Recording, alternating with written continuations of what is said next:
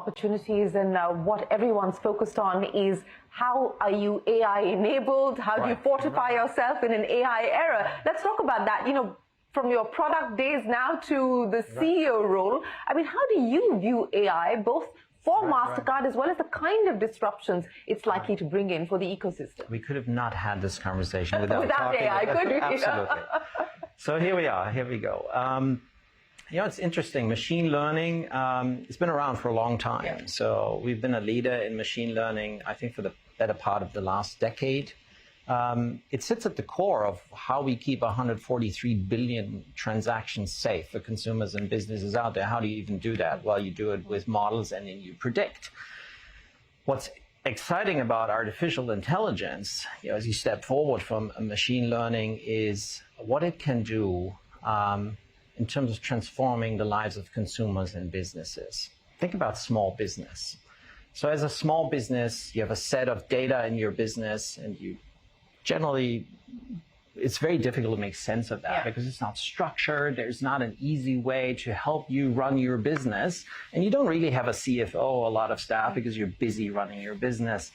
So we're excited about solutions that take such data, structure it, and provide input to a small business owner or a medium-sized business owner and say, here's how you can optimize your working capital. Here's a better way to reach your customers because we can use this data to personalize your offers and so forth. So we believe in making commerce smarter, leveraging AI, and we have been very busy keeping commerce safe, leveraging machine learning.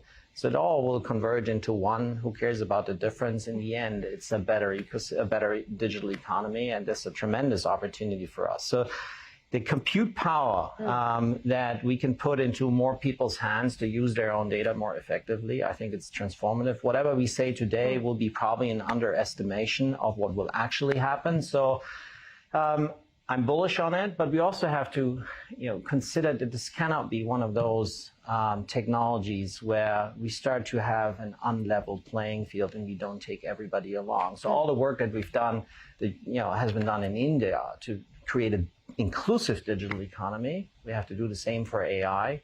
And not say, here's the people who have data and who have a large language model access, who have the compute power, and others have not. So that's a watch out for. And we believe responsible AI is the way to go. And I hear the same sentiments here in India. Yes, and I think everyone's figuring out how to put the guardrails in place. Right. Who puts the guardrails in place? Right. Do you have guardrails in different jurisdictions? And what that will mean eventually in terms of the ease of doing business and the ease of compliance as well. Does that worry you? So I think we need to strike the right balance when it comes to setting the guardrails on one hand, on the other hand, not stifle innovation. And the private sector, technology companies like Mastercard have a responsibility here. I think starts off with a very principled approach. We've long used to this in Mastercard through our data principles. So we would tell you as a consumer, it's your data, you benefit from it, you control it, and we keep it safe. Pretty simple. But that's GDPR. That is actually the GDPR legislation in 4 simple sentences.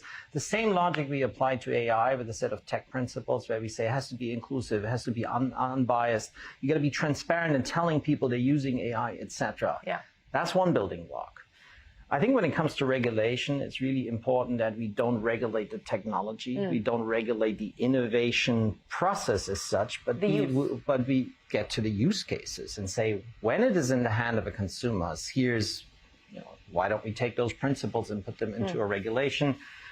Europe has moved forward with the AI Act. So we'll see where everybody else is going, as it's important that we don't have fragmentation of regulation, because then it's going to be very hard, because in the end data exchange will matter. So there's got to be a bit of interoperability of regulation that needs to be kept in mind. Yeah, interoperability, harmonization. I think India's point of view is that given where we find ourselves, not just in the tech space, but population as well, that we ought to have a voice in global regulation. We need to have a seat at the table. We should in fact be part of the rule making. How would you respond to that? It's a very true point, and it comes back to the uneven or even playing field. I think India has taken a position at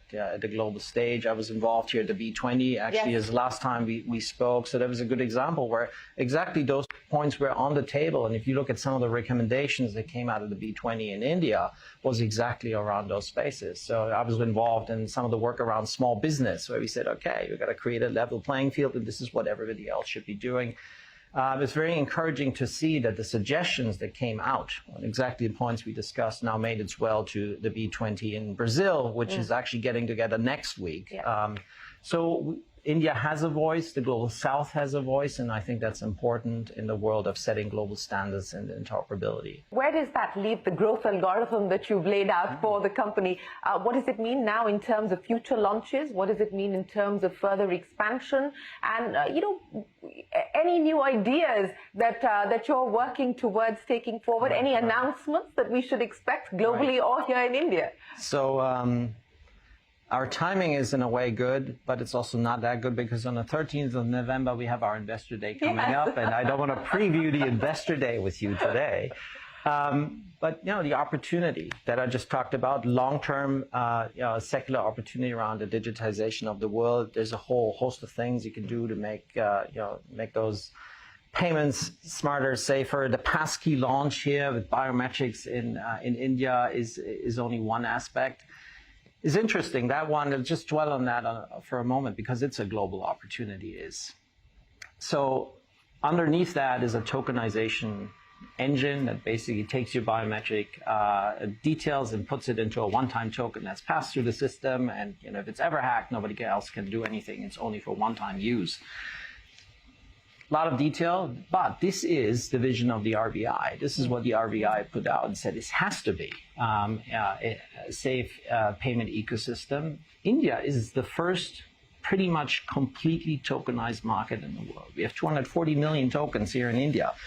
Now, we see the whole world being tokenized, following India's example. That's a tremendous growth opportunity for us. I think to date we have like 4 billion tokens that have already passed through the system. And if this expands for the whole world, that's an opportunity for MasterCard and also a responsibility for MasterCard to make the whole ecosystem safer. So that's on the consumer side. We're excited about commercial. I give you a little preview of the numbers here in this market, the commercial payment ecosystem. You see in a lot of companies, you have a new generation of CEOs, younger people that are used to a digital personal life, and they look at their processes in their company and say, well, there's got to be digitizing that.